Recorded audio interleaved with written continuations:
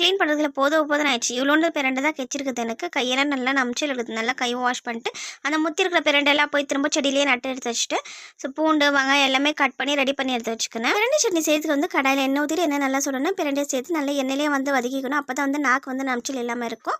இப்போ பிரண்டை வந்து நல்லா எண்ணெயில் வதக்கிட்டு அதை எடுத்து செப்பரேட்டாக எடுத்து வச்சுட்டு வரமிளகா வந்து நான் 6 சேர்த்துருக்கேன் காரத்துக்கோசரம். ஸோ அதையும் வந்து எண்ணெயில் வதக்கிட்டு எடுத்து செப்பரேட்டாக வச்சுக்கணும். உளுந்து 2 டேபிள் ஸ்பூன் எண்ணெயில் போட்டு நல்லா வந்து வறுத்து எடுத்துக்கணும். நல்லா ஒரு கோல்டன் ப்ரௌன் வந்தோடனே அதையும் எடுத்து செப்பரேட்டாக எடுத்து வச்சுட்டு கட் பண்ணி வச்சுக்குவாங்க. அதே பூண்டு அது கூட வந்து ஒரு சின்ன நெல்லிக்காய் சைஸ் புளி தேவையான உப்பு சேர்த்து நல்லா எண்ணெயில் வதக்கி எடுத்துக்கினேன். இப்போ ஆறின பிறகு ஃபஸ்ட்டு வந்து வரமிளகா வந்து மிக்ஸி ஜாரில் சேர்த்து நல்லா குறப்பாக அரைச்சி வச்சுட்டு இப்போ மீதி இருக்கிற பொருள் கூட வந்து மிக்ஸி ஜாரில் சேர்த்து நல்லா ஃபைன் பேஸ்ட்டாக அரைச்சிக்கலாம். கொஞ்சமாக தண்ணி சேர்த்துக்கலாம்.